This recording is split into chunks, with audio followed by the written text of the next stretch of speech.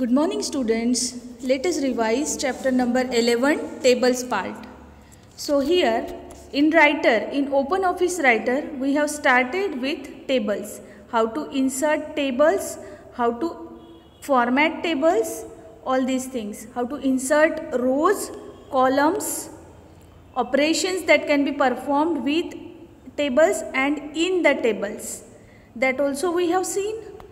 Nested tables concept was also there, that also we have finished with, just like this. Clear?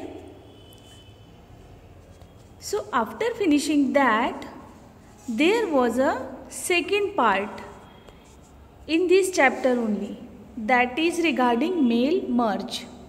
So today we are starting with mail merge. Multiple documents can be created using mail merge. That is one of the feature in OpenOffice Writer. In mail merge, two documents are actually created. Form letter or main document, and the second one is data source. Right? So form document जो होते हैं वो क्या होते हैं? Actually क्या होता है कि the form letter contains actual information and variable names of data which varies in different letters. For example, name, address, etc. All the data is accessed from the data source. Data source जो होता है उसमें क्या होता है? उसमें values होती है of the corresponding variable of main document. मतलब मेल मर्ज क्या है? जैसे कि देखो एक कंसेप्ट है, इसमें क्या है, आपको एक फॉर्मेट है लेटर का, वो आपको 100 पीपल ऐसे हैं जिनको वो फॉर्मेट आपको भेजना है, वो लेटर आपको फिल करवाना है 100 लोगों से. तो उस टाइम पे आप क्या करोगे? 100 बार वो पेपर टाइप करते बैठोगे? इतने बार नहीं ना. तो उसके लिए आपको क्या करना पड़ेगा?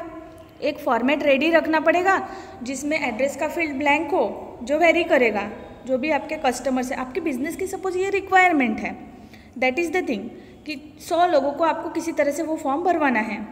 तो उस फॉर्म में नाम चेंज होगा, एड्रेस चेंज होगा, फ़ोन नंबर चेंज होगा, ठीक है, और बाकी सारा पैटर्न जो है एज इट इज़ रहने वाला है.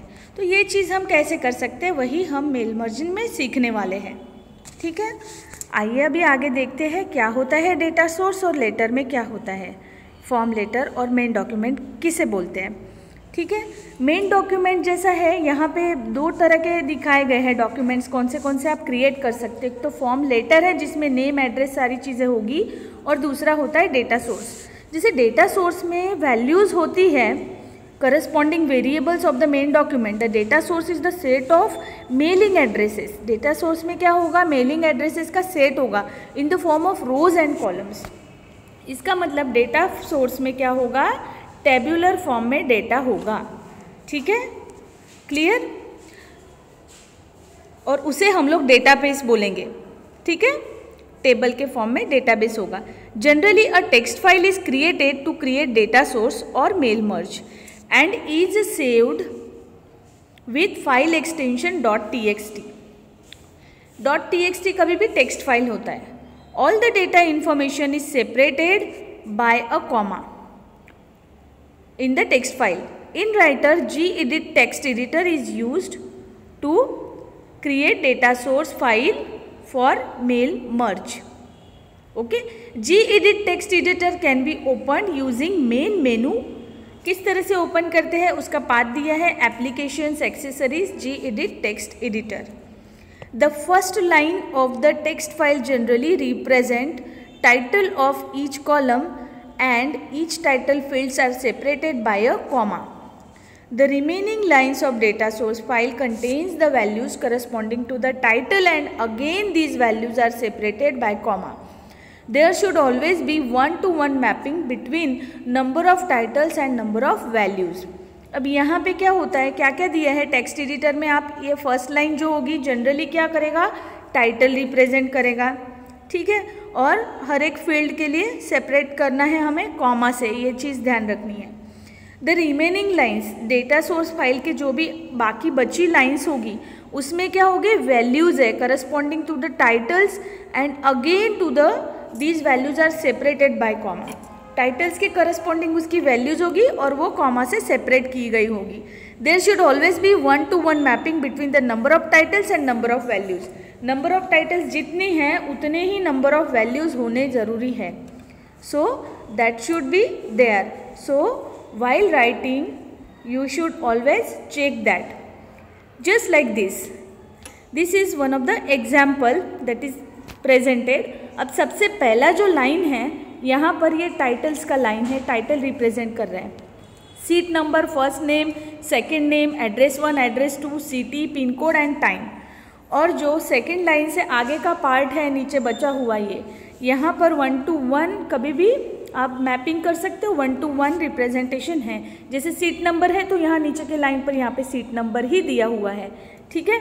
और यहाँ फर्स्ट नेम है, जैसे ये वैदेही, सरनेम या फिर सेकंड नेम संजय, फिर सेकंड नेम संजय शाह होना चाहिए. First name, second name, last name, इस तरह से कॉलम्स होने चाहिए. यहाँ पे एक कॉलम की कमी है. सो मैपिंग ऐसा ही होना चाहिए, 1-to-1 होना चाहिए. एड्रेस 1, एड्रेस 2 दिया है, सिटी दिया है गांधीनगर, फिर उसके बाद पिन कोड एंड लास्ट में टाइम. सो इस तरह से 1-to-1 पूरा मैपिंग है. करेक्ट. सो ये है Gedit टेक्स्ट एडिटर. इसके अलावा नोटपैड में भी हम ये फाइल बना ही सकते हैं. तो डॉट टेक्स्ट फाइल जो होगी आपकी डेटा सोर्स फाइल है जो Gedit में यहाँ पे क्रिएट की है. Do not put comma at the end of the last title, field and last value. कभी भी हमें लास्ट में कॉमा कोई भी नहीं देना है. ये लास्ट जैसे एंड हो गया है अभी, वहाँ पर कॉमा नहीं देना है. After entering the values the Gedit data source file is saved with appropriate name and dot text extension. It is necessary to register this data. अब आगे का पार्ट जैसे कि एंटर तो हो गया, डेटा सोर्स बन गया अपना, तब ये डेटा मुझे टेबल के फॉर्म में डेटाबेस में लाना है. तो अभी इसे रजिस्टर करना पड़ेगा this data source with writer document. ठीक है, कि हमें उसे लीगली प्रॉपरली यूज़ करना है. The data source can be registered with writer document by using menu chain, file wizard, address data source. Following are the various types of for the same. अब देखिए किस तरह से हम लोग रजिस्टर कर सकते हैं, उसके लिए कुछ स्टेप्स है. डेटा सोर्स का विजार्ड होता है जिसे हम यूज़ कर सकते हैं. यहाँ पर address, book type, connection settings, ये सब चीज़ें दी है. देखो table selection, field assignment, data source, table, title. अब यहाँ पे अदर एक्सटर्नल डेटा सोर्स, ये एक ऑप्शन मिलेगा. अब जैसे ये विंडो ओपन करोगे, ये screen, data address book data source wizard, data source wizard में ये ऑप्शन होता है. ये कहाँ से मिलेगा आपको? You have to get this from this address. File में, फाइल वाले मेनू में विजार्ड्स में एड्रेस डेटा सोर्स नाम के फील्ड पे आपको क्लिक करना है. इस स्टेप से आपको ये प्रॉपर मिलेगा. इस तरह से विंडो आप, ये सबसे पहला स्टेप है. उसके आगे के स्टेप में हमें ये सिलेक्शन करना है connection settings. Address book type हो जाने के बाद में कनेक्शन सेटिंग्स, और इसके अंदर सेटिंग्स होती है. सो ये स्टेप 2 हो गया. सेटिंग्स में हम लोग क्या करें? Create address data source. So this is the screen for that, creating address data source. यहाँ पे हम लोग टेक्स्ट सिलेक्ट कर रहे हैं. Next, then you have to select path for the particular text file, जो कि हमारा नोटपैड फाइल था. उसके लिए पाथ कौन सी लोकेशन से सिलेक्ट करना है वो पाथ देना है. उसके बाद data source, properties and additional settings are there. So plain text files are there, star.txt. ठीक है, प्लेन टेक्स्ट फाइल जिसे बोलते हैं. ओरिजिनल फाइल हमारा .txt फाइल, ये सिलेक्ट कर लेना है यहाँ पर. Sorry, just here you select that. And field separator तो कॉमा ही है और दूसरा कुछ नहीं है. और अगर आपको सेपरेटर रखना है, डेसिमल सेपरेटर नहीं है, तो so don't select anything, just select comma, field separator as a okay. Separator में कॉमा ही रखना है.